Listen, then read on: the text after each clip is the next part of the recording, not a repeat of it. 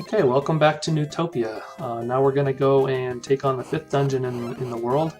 It's the first dungeon in the Sea Sphere, and if you remember, it's just a short jaunt off to the left here, about 2 or 3 screens away.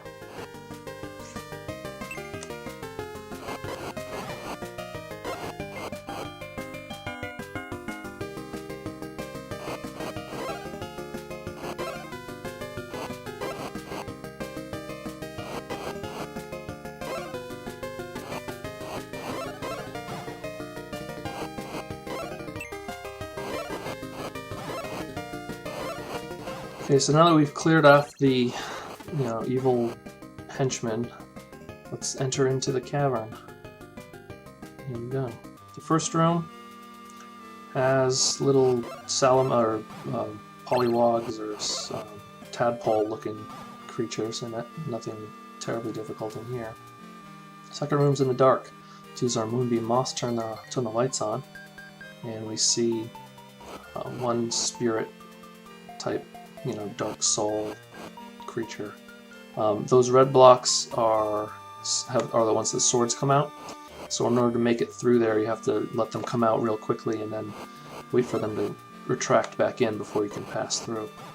Third room contains some slugs that are pretty weak, kind of useless creatures, but they might give you something every once in a while. They'll give you a ring, or there's a ring right there, or some health or whatever.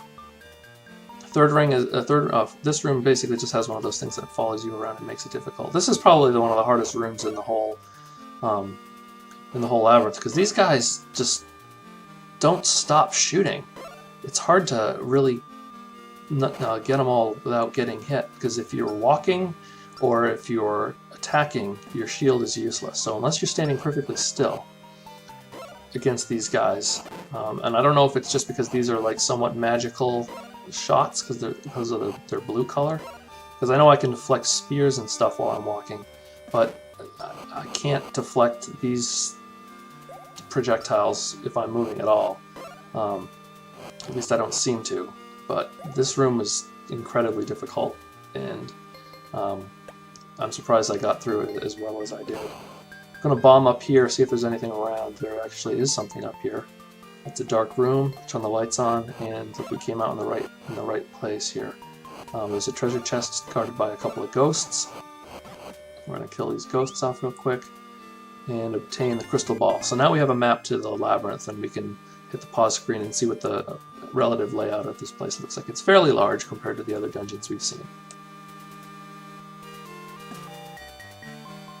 Crossing back through the room with the crazy change thing that follows us, we find another room with looks like some beetles or whatever. They just seem to hop around.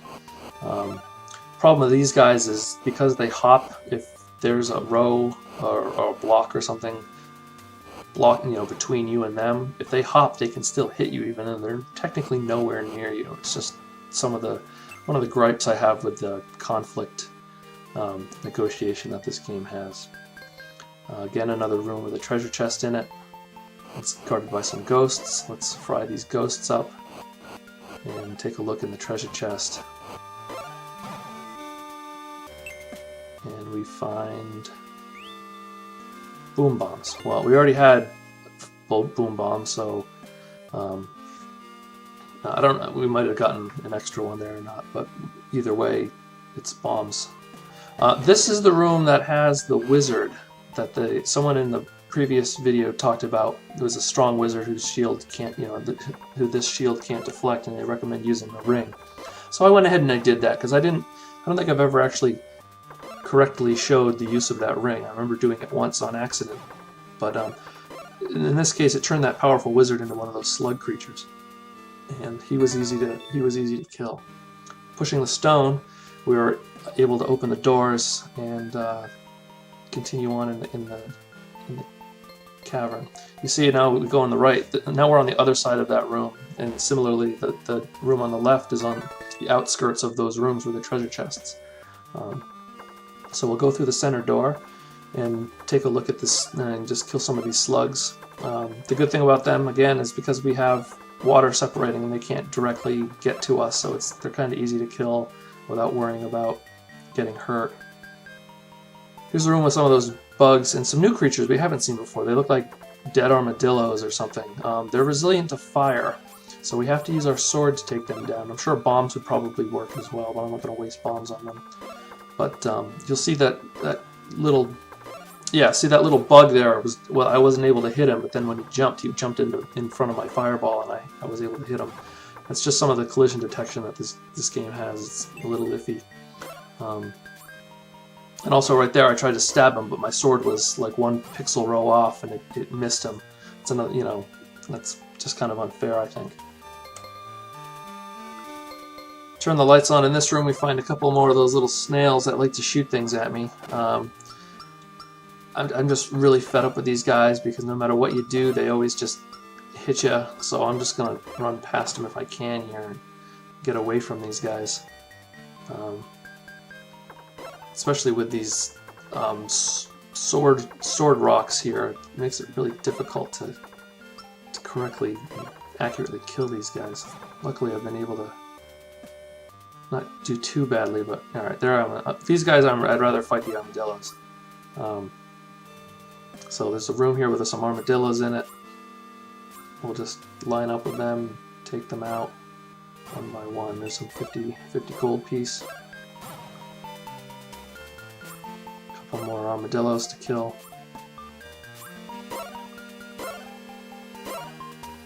And $10 more and $50 more. So that room gives 110 bucks. This room has another one of those strange things that follows us. So we'll just get out of there as soon as we can. And now we're in a room with some more ghosts. Ghosts and slugs and spirits. Now, as long as I don't let them gang up on me, it shouldn't be too difficult, but they all seem to run in random patterns and not directly at me, so as long as I keep my wits about me, I should be able to clear this room out without too much difficulty. Now, I am running low on health, so I do want to be careful that I don't get attacked too much more, because not only, I mean, I have 2 potions that I can revive myself, but the more annoying thing is the chime, my medical alert bracelet. I don't really want to hear that. It's kind of annoying.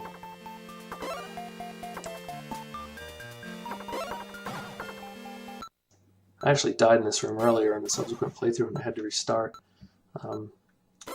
Because they just ganged up on me, and those slugs were able to take, or those snails earlier were able to take enough damage from me.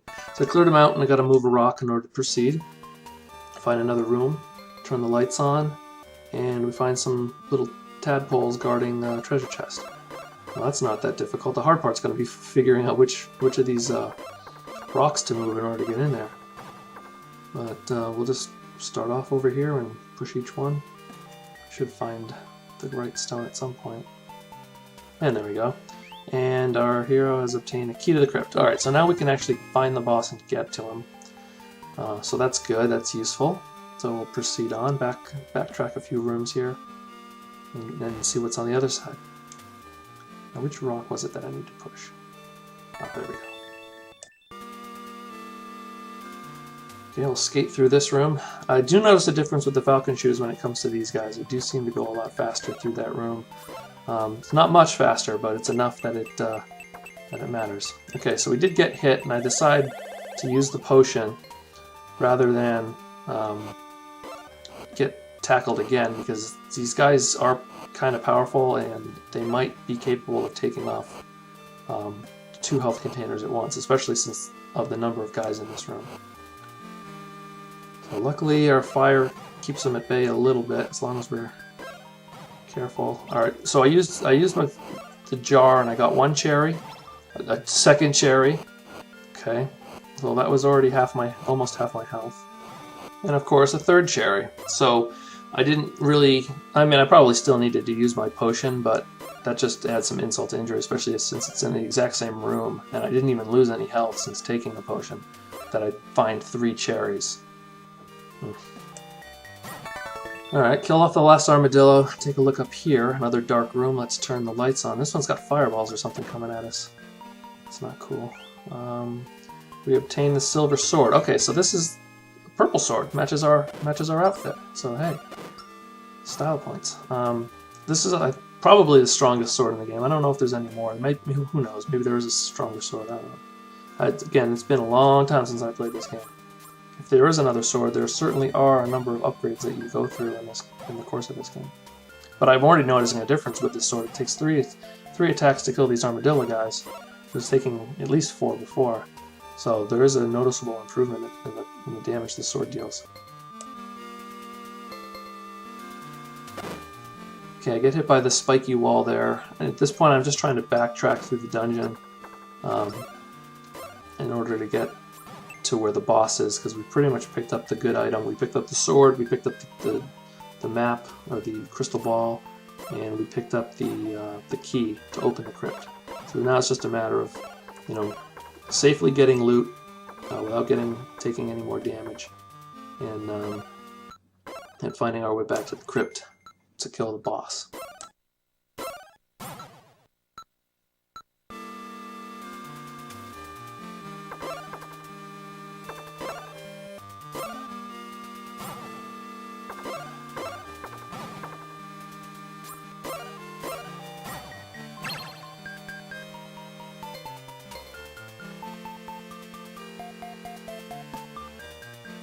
Okay, this room's kind of cool because stepping on those special tiles there shoots these little arrows out. And moving these rocks does nothing, so the only thing really left to do is to try to, see if the rocks move anymore. None of the other rocks are capable of moving. And then I guess we'll just bomb the wall and see if we can find a way out. So we'll put our bomb on here. According to the map, there seems to be a room to the left and the right of us, so before we go this way, it seems to be the right way to go. Let's walk back over here and see what's in this one room that we haven't been in. And there's a guy chained to it. Okay. Hope you found the silver sword by now. And then he basically says the demon boss is weak in the head, so aim for him when his mouth opens. So the boss in this level, in this cavern, is basically a giant crab. And he doesn't really attack very much. He moves up and down, left and right, but he attacks. When he does attack is when you can hit him. He basically shoots bubbles. So when his eyes turn white and he shoots bubbles, that's the time to attack him. So you see he's resilient against fire. There his eyes turned white, but I wasn't anywhere near him, so I wasn't able to get a hit on him. So those bubbles kind of disappear after a while. You can see I do nothing when I hit him with my sword. He just keeps coming up and down, up and down.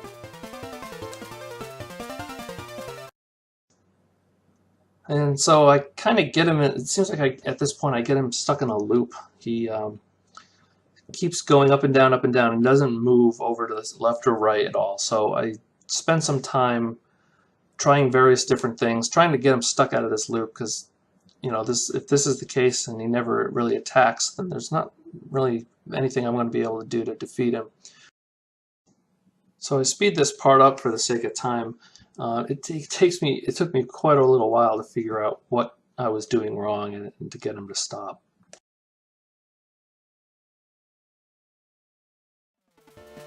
And it's about here where I realized that if I stay underneath him, he'll continually go up and down. I really need to do is stay to the side. And then he'll come left and right and try to attack me. I was under the impression that I had to hit him in the head, and in order to do that you're either above him or below him. But it turns out that you don't actually have to hit him in the head. You can hit him anywhere. You can just only have to hit him somewhere once his eyes turn yellow and he starts shooting the bubbles. So, having lost a lot of energy trying to figure out what I'm supposed to do to attack this guy, now knowing a lot more about what I should do, I am now going to just stay on the side of him, wait for him to blow his bubbles, and then try to defeat him the correct way.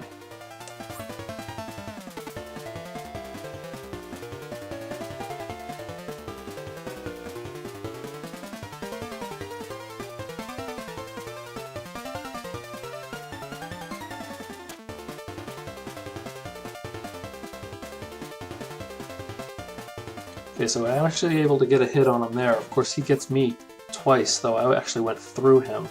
But at least I know that he's not seemingly stuck in that loop anymore.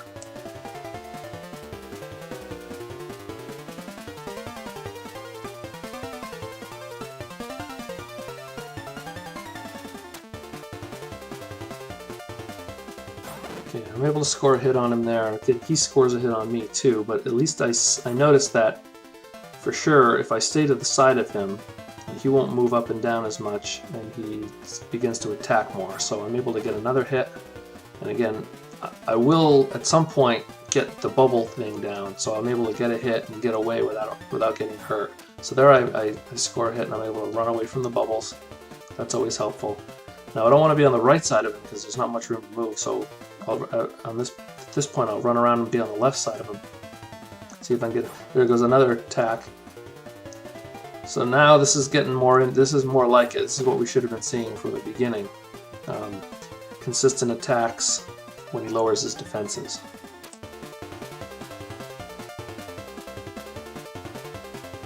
Just like that. Another hit. Dodge the bubbles. Run in there for another hit, but I didn't quite get that one. I'm running low on health. So, and I used up all my health vials, so I gotta get smart now. Another hit. And dodge the bubbles. Run around him because he's trying to squish me over here. Another hit. I want to try to keep it so that my sword is aligned with his bottommost foot, because that's the part that reaches out the most. So let's run around him, try to line up with that foot again, and then stick to the wall. The bubbles don't really seem to go up, so that's something that I noticed was helpful to save some time as opposed to running around. Just kind of hug the wall there, wait for the bubbles to go past, and then run around so that he doesn't squish me. So now it's pretty much smooth sailing before we're able to defeat him. There's another hit there, hug the wall, wait for the bubbles, run around him.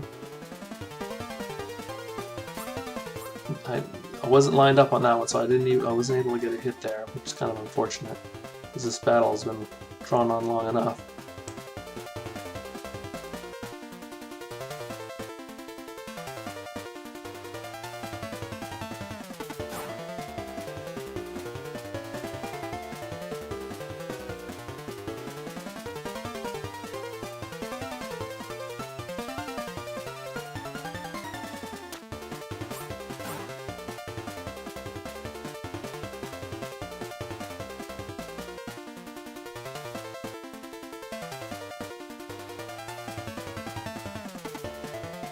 Another hit, and boom. Oh, he got me with his last little bubbles, but that's okay because he exploded. Opens the door. There's a little tadpole in here. I'll kill that, and then I'll grab the next medallion, bring it to the old lady. So that was a long dungeon. Sorry for the delay, but we'll get that medallion, bring it to the old lady, and in the next video we'll tackle the next dungeon in the sea sphere and open up the sky sphere. So until then, smell you later.